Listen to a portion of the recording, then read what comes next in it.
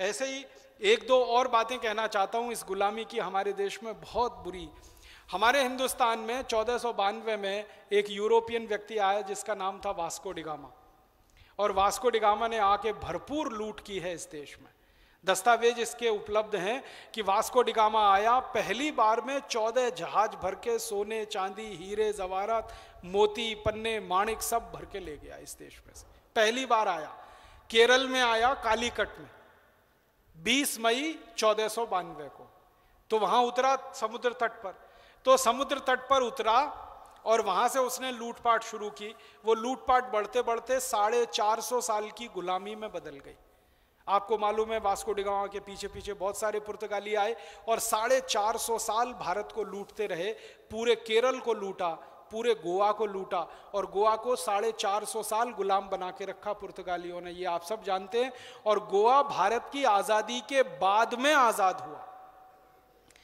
भारत तो आजाद हो गया अंग्रेजों की गुलामी से 1947 में, उसके भी 10 साल बाद गोवा आजाद हुआ पुर्तगालियों की गुलामी से। अब जिस वास्को डिगामा ने इस देश की लूट की और जिसने इस देश में पुर्तगालियों का साम्राज्य बनाया और इस देश के एक इलाके को 450 साल तक गुलाम बनवाया, उसके नाम पर हमारे देश में एक पूरा शहर बसा हुआ है, उसका नाम है वास्को डिगामा। यहां कोई गोवा से आए हैं? गोवा आपको मालूम है वास्को डिगामा? आप गोवा की असेंबली में और गोवा की वास्को डिगामा की म्युनिसिपल कॉरपोरेशन में एक प्रस्ताव पारित कराइए कि इस गुलामी के नाम को हम कब तक ढोएंगे। आजादी मिले हुए इतने साल हो गए, अभी भी वास्को डिगामा के नाम पर हमारा शहर क्यों होना चाहिए? कौन सा ऐसा उसने पुण्य का काम किया या दया का या प्रेम का या करुणा का काम किया जिसके लिए हम वास्को डिगामा को याद करें? लुटेरा आदमी था, मारा पीटा है, जबरदस्ती लोगों को ईसाई बनाया है। अगर वो कहानी में सुनाने लगूं कि वास्को डिगामा ने कैसे ईसाई बनाया, गोवा के लोगों के ऊपर इतने अत्याचार हुए हैं, ये गोवा वाले ढूंढे अपने इतिहास में। नाखून खिंचवा लिए हैं उसने उन लोगों के जो ईसाई नहीं बने, पैर के नाखून खिंचवा लिए, हाथ के नाखून खिंचवा लिए, उंगलियों को लोहे के चिमटे में दबा दबा के निचोड़वा दिया है सारा खून, अगर कोई ईसाई नहीं बना, जिसने धर्म नहीं बदला। इतने अत्याचार किए हैं वास्को, सिर गर्दन से कटवा दिए जिन्होंने धर्म बदलने से मना कर दिया अपना। इतने बड़े पैमाने पे हैवानियत मचाई है वास्को डिगामा और उसके सहयोगियों ने। उसके नाम पर आज पूरा शहर बसा रहे और रोज हमें उसका नाम लेना पड़े, और दिल्ली से तो ट्रेन चलती है उसका नाम ही वास्को डिगामा एक्सप्रेस रख दिया है। वो ट्रेन का नाम भी उस गुलामी के नाम पे चल रहा है। ऐसा ही एक अंग्रेज था हिंदुस्तान पर जिसने बहुत अत्याचार किए हैं, जिसको कभी याद करना भी, हम सपने में भी याद करना अच्छा नहीं मानेंगे। उसका नाम था डलहौजी। आपको मालूम है डलहौजी ने सबसे खराब काम इस देश में किया कि हिंदुस्तान के करोड़ों किसानों को भूमिहीन बना दिया। डलहौजी के पहले इस देश में एक भी किसान भूमिहीन नहीं था, ये अंग्रेजों के ही दस्तावेज बताते हैं। अंग्रेजों के दस्तावेज कहते हैं कि डलहौजी के आने के पहले भारत के हर किसान के पास कम से कम 10 एकड़ जमीन थी, कम से कम 10 एकड़ जमीन थी, कम से कम 10 एकड़ जमीन। इसको ध्यान से सुनिएगा, एक भी किसान भूमिहीन नहीं था। और बहुत सारे किसानों के पास 100 एकड़ थी, 500 एकड़ थी, 1000 एकड़ थी, लेकिन कम से कम 10 एकड़ तो हर किसान के पास थी। डलहौजी ने क्या किया, एक कानून लाया, उसका नाम है लैंड एक्विजिशन एक्ट, जमीन को छीन लेने का कानून। उस कानून को लागू कराया और उस कानून के लागू होते ही करोड़ों किसानों की जमीनें छीनकर अंग्रेजी ईस्ट इंडिया कंपनी की जमीन हो गई। डलहौजी पता है क्या करता था? अदालतें लगाता था। एक शहर में चला गया या एक गांव में चला गया, गांव के नागरिकों को बुलाता था इकट्ठा और उनसे कहता था कि ये जमीन तुम्हारी है, इसको सिद्ध करो। तो लोग कहते थे कि ये हमारे पिताजी ने दी है, पिताजी के पिताजी ने दी है, पिताजी के पिताजी ने दी है। कहता था कागज दिखाओ इसका। अब हिंदुस्तान में कागज पर कोई प्रमाण नहीं लिखने की परंपरा है। हमारे यहाँ कोई भी कागज पर प्रमाण नहीं लिखा जाता, हमारे यहाँ तो वचन का महत्व ही बहुत है। तो वो कहते थे हमारे यहाँ तो परंपरा से, तो वो कहता मैं परंपरा नहीं मानता, तुम्हारी जमीन मेरी हो गई। एक एक दिन में 25-25 हजार किसानों से जमीनें छीनी। जिस डलहौजी ने करोड़ों किसानों को भूमिहीन बना दिया, उस डलहौजी के नाम पर इस देश में एक शहर बसा हुआ है। बहुत शर्म आती है, बहुत अफसोस होता है।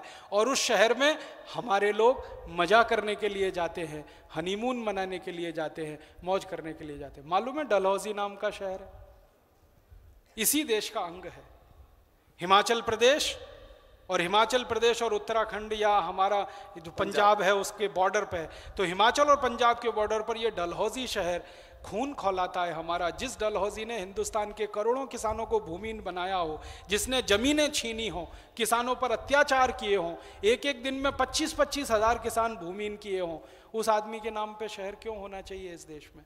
उस शहर का नाम क्यों नहीं बदल देना चाहिए? हमारे पास कोई नामों की कमी है? याज्ञवल्क शहर हो सकता है, वशिष्ठ शहर हो सकता है, विश्वामित्र शहर हो सकता है, कोई नाम से शहर हो सकता है। हिमाचल प्रदेश के किसी ऋषि मुनि के नाम से वो शहर बसाया जा सकता है। डलहौजी में ऐसे कौन से सद्गुण हैं जो उसके नाम पर वो शहर? इसी तरह से बहुत अफसोस है मुझे, और 2-3 बातें आपसे कहना चाहता हूं।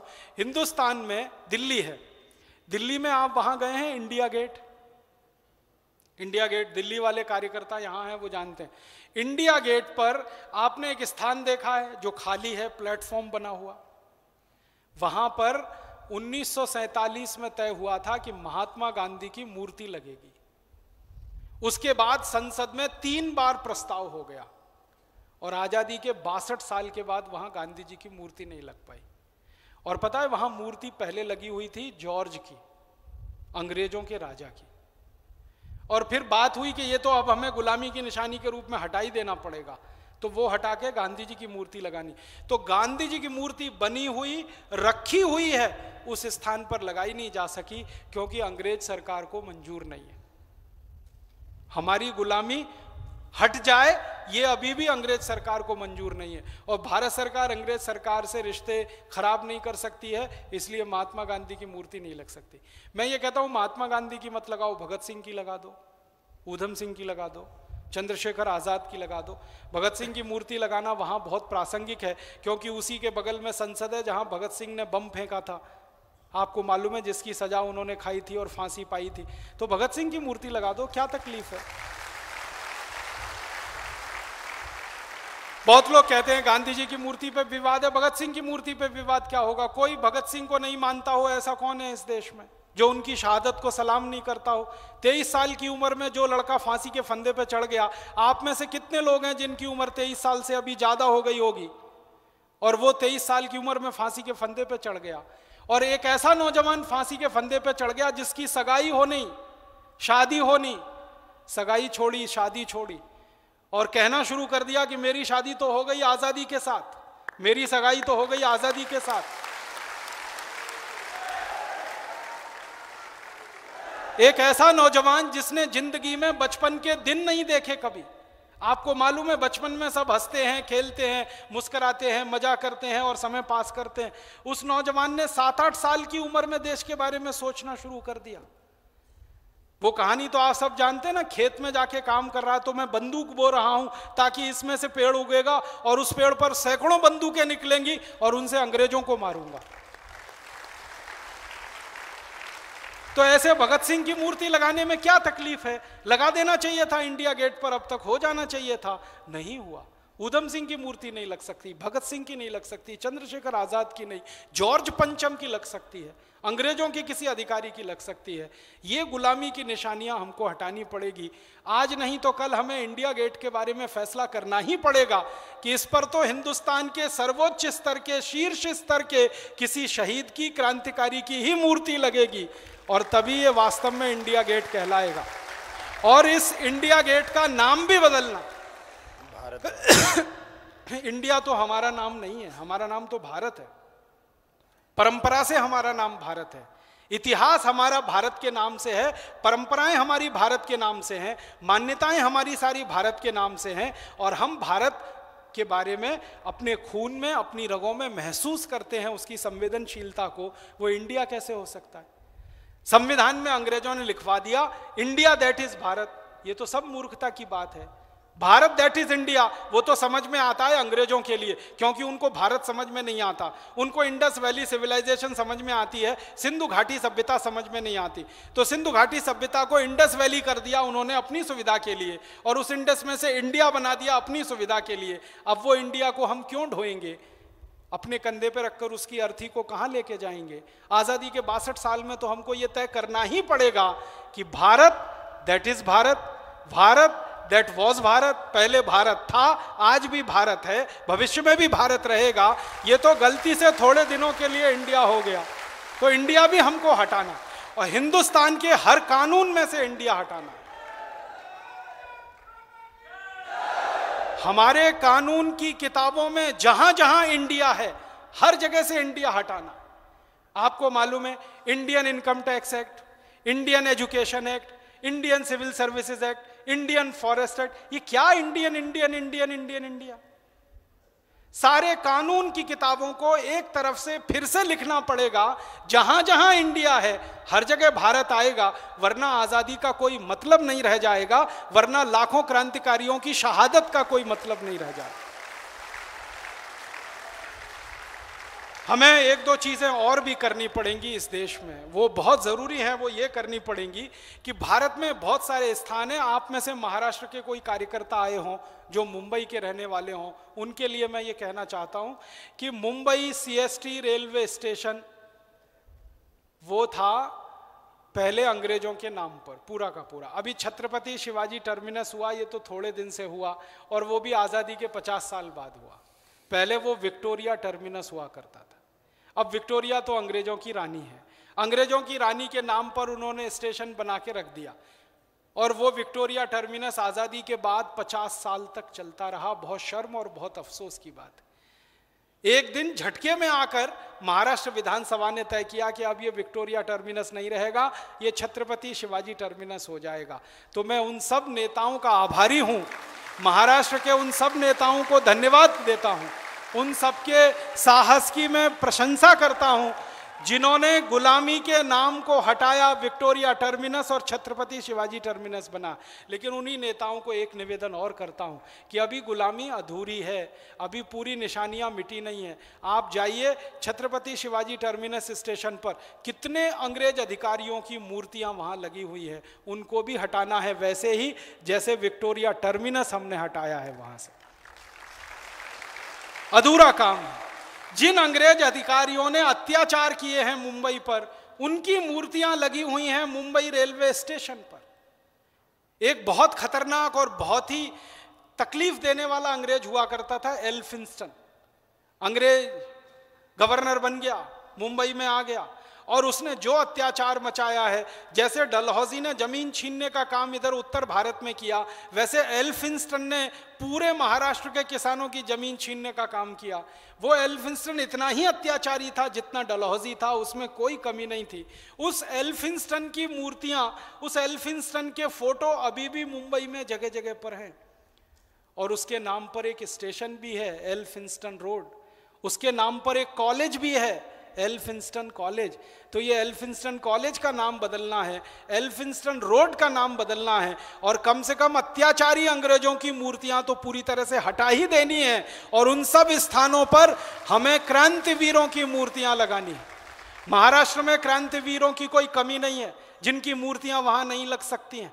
आपको मालूम है, एक एक से क्रांतिकारी महाराष्ट्र में हुए, एक ही एक परिवार के तीनों भाई चाफेकर और बंधु एक साथ हिंदुस्तान की क्रांति के लिए निकल पड़े।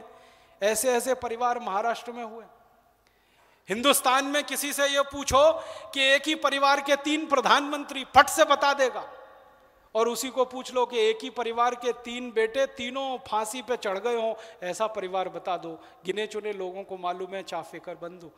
तो चाफेकर बंधुओं की मूर्तियां होनी चाहिए वहां पर, जहां मुंबई CST पर अंग्रेज अधिकारियों की मूर्तियां लगी हुई हैं। हमारे देश में महाराष्ट्र ने क्रांतिकारियों के लिए परंपरा पैदा की है। इस देश की आज़ादी का इतिहास उन मराठी वीरों के लिए हमेशा कृतज्ञ रहेगा जिन्होंने 1857 की क्रांति की सूत्रपात की इस देश में। नाना साहब पेशवा, आप जानते हैं, मूलतः मराठी थे। चूंकि अंग्रेजों ने उनके परिवार को मार के भगा दिया था पुणे से, तो वो आके रहने लगे थे कानपुर के पास बिठूर में। वो नाना साहब पेशवा थे जिन्होंने क्रांति सूत्र इस देश में दिया, जिन्होंने संगठन खड़ा किया, जिन्होंने अंग्रेजों से आज़ादी छीन के लेनी है ये भारतवासियों को समझाया। और उनके दाएं बाएं तांतिया टोपे वो मराठी थे, नाना साहब पेशवा मराठी थे, चाफेकर बंधु मराठी थे।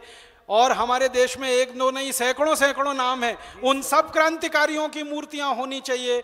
मुंबई सीएसटी स्टेशन पर ये अभियान हमें चलाना है, भारत स्वाभिमान की तरफ से चलाना है, और इस अभियान में सारी राजनीतिक पार्टियों को शामिल कराना।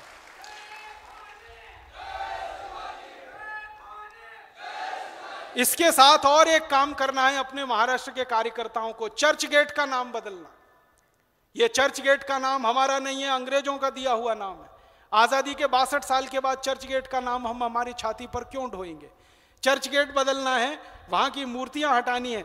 और आप मुंबई महानगर पालिका की बिल्डिंग में कभी भी जाइए तो दरवाजे पर जो सबसे बड़ी मूर्ति है वो सबसे खतरनाक अंग्रेज अधिकारी की मूर्ति है, जिसने सैकड़ों नहीं हजारों मां बहन बेटियों के साथ बलात्कार किए और करवाए। उसकी मूर्ति वहां लगी हुई है और बड़े शान से वो खड़ा हुआ है वहां पर। हमें किसी दिन उसको हटा देने की बात करनी पड़ेगी, उसको समाप्त करने की बात करनी पड़ेगी। वहां मूर्ति हो सकती है तो लोकमान्य बाल गंगाधर तिलक की होनी चाहिए, वहां मूर्ति हो सकती है तो चाफेकर बंधुओं की होनी चाहिए, वहां मूर्ति हो सकती है तो सावरकर जी की होनी चाहिए। अंग्रेज अधिकारी की मूर्ति को आजादी के 62 साल में तो हम बर्दाश्त नहीं करेंगे, क्यों करेंगे? तो इस तरह से हमें हमारे सारे गुलामी के निशाने हटाने। अगर यहाँ उत्तर प्रदेश से कोई लोग आए हों, इलाहाबाद में एक इलाका है जो गुलामी का सबसे खतरनाक प्रतीक है, चैथम लाइन्स है। एक अंग्रेज अधिकारी हुआ करता था चैथम, उसने वहां जाके एक अपनी कोठी बनाई थी और वहां पे कुछ सेना रखना शुरू किया था, तब से वो चैथम लाइन्स पड़ गया। आजादी के 62 साल के बाद वो चैथम लाइन्स इलाहाबाद में चल ही रहा है। और भी एक खराब जगह है इलाहाबाद में, म्योर रोड है, वो एक अंग्रेज अधिकारी के नाम पर है। सबसे खराब अंग्रेज अधिकारी था म्यो, जो इलाहाबाद में आया था, जिसने हिंदुस्तान में आज़ादी के इतिहास में कालिख पोंछी है। वो ये कि इलाहाबाद के जो क्रांतिकारी होते थे ना, उनको नीम के पेड़ पर फांसी लटकाकर गोली मारा करता था। वो म्यो अधिकारी था। उसके नाम पर म्योर रोड है, उसके नाम पर म्योर कॉलेज है, उसके नाम पर म्योर स्पोर्ट्स कॉम्प्लेक्स है। बहुत शर्म आती है मुझे ये गुलामी की निशानियां। चेन्नई में चले जाओ तो रिपन बिल्डिंग है। रिपन एक खतरनाक अंग्रेज अधिकारी था जिसने पूरे मद्रास की ग्रामीण अर्थव्यवस्था को ध्वस्त कर दिया। एक कानून बना के पूरे मद्रास की ग्रामीण अर्थव्यवस्था को ध्वस्त कर दिया। उस रिपन के नाम पर बिल्डिंग है, उस बिल्डिंग में म्युनिसिपल कॉरपोरेशन का ऑफिस चलता है। उससे भी ज्यादा खतरनाक एक अंग्रेज था कर्जन, जिसने बंटवारा किया था बंगाल का हिंदू और मुसलमानों के आधार पर। पूर्वी बंगाल, पश्चिमी बंगाल, पूर्वी बंगाल मुसलमानों का, पश्चिमी बंगाल हिंदुओं का।